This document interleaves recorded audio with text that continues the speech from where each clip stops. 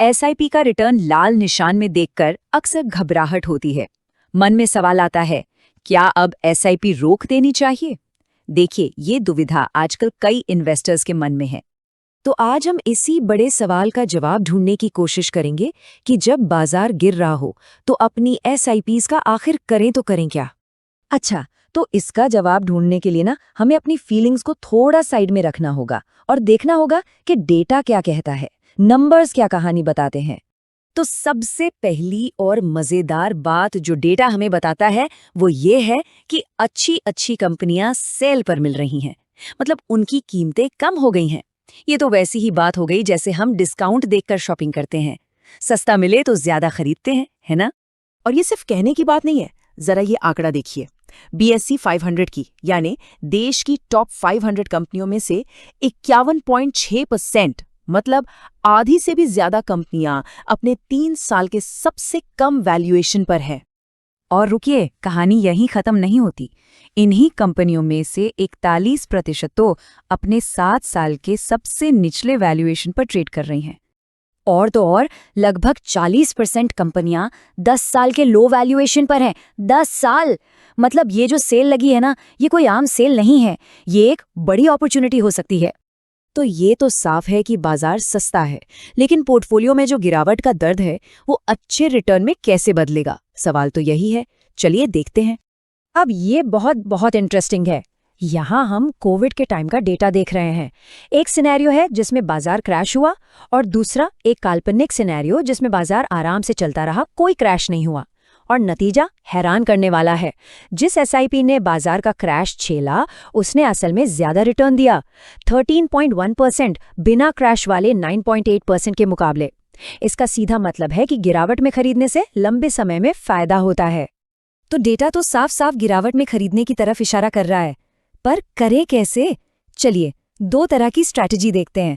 पहली, उन इन्वेस्टर्स के लिए जो सेफ चलना पसंद करते हैं। देखिए, जो लोग ज्यादा रिस्क नहीं लेना चाहते या जिनके पास रिसर्च का टाइम नहीं है, उनके लिए सबसे आसान रास्ता है इंडेक्स फंड्स। 2 पॉपुलर ऑप्शन हैं, निफ्टी 50 जिसमें देश की टॉप 50 कंपनियां हैं, और दूसरा है निफ्टी 500 जिसमें देश की टॉप 500 कंपनियां शामिल हैं। अब सवाल आता है, इन दोनों में से कौन सा बेहतर है, निफ्टी 50 या निफ्टी 500?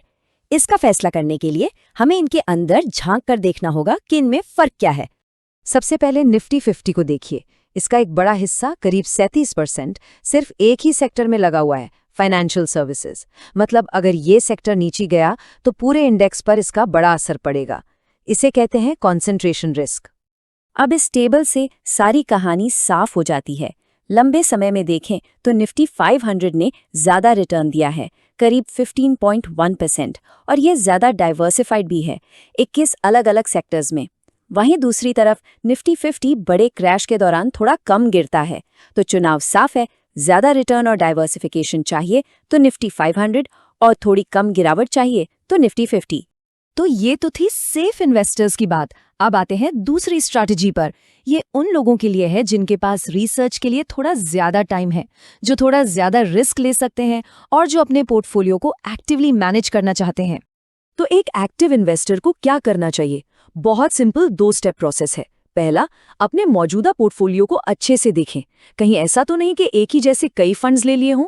दूसरा, जहां भी कमी दिखे, जहां डाइवर्सिफिकेशन की जरूरत हो, वहां एक नई एसआईपी शुरू करने के बारे में सोचें। और नई एसआईपी के लिए कुछ कैटेगरीज पर नजर डाली जा सकती है, जैसे कि फ्लेक्सी कैप फंड्स, जहां फंड मैनेजर अपनी सूझबूझ से किसी भी साइज की कंपनी में पैसा लगा सकता है, या फिर मल्टी एसेट फंड्स, जो आपका पैसा सिर्फ स्टॉक्स में नहीं बल्कि गोल्ड, बॉन्ड्स जैसी दूसरी चीजों में भी लगाते हैं। और हाँ, अगर किसी खास सेक्टर जैसे बैंकिंग या कंजम्पशन पर भरोसा है तो थीमैटिक फंड्स भी एक ऑप्शन हो सकते हैं। तो हमने डेटा देख लिया, 2 अलग-अलग स्ट्रैटेजीज भी समझ लीं, पर इन सब के पीछे जो एक मूल मंत्र काम कर रहा है वो क्या है? वो मंत्र है रुपी कॉस्ट एवरेजिंग। ये बड़ा फैंसी सा नाम लगता है, पर कॉन्सेप्ट बहुत सिंपल है। जब आप हर महीने एक फिक्स्ड अमाउंट लगाते हैं तो बाजार गिरने पर आपको उसी पैसे में ज्यादा यूनिट्स मिलती हैं, और जब बाजार चढ़ता है तो कम यूनिट्स। लंबे समय में आपकी खरीद की एवरेज कॉस्ट नीचे आ जाती है। यही एसआईपी की असली ताकत है। तो बॉटम लाइन क्या है? बॉटम लाइन ये है कि गिरता हुआ बाजार एसआईपी रोकने का सिग्नल नहीं है, बल्कि ये तो एक लॉन्ग टर्म इन्वेस्टर के लिए ग्रीन लाइट है, कम दाम पर ज्यादा यूनिट्स जमा करने का एक सुनहरा मौका है। तो जाने से पहले बस एक सवाल, जरा सोचिए, क्या आज की बाजार में जो गिरावट दिख रही है वो असल में कल की मजबूत फाइनेंशियल बुनियाद तो नहीं बन रही?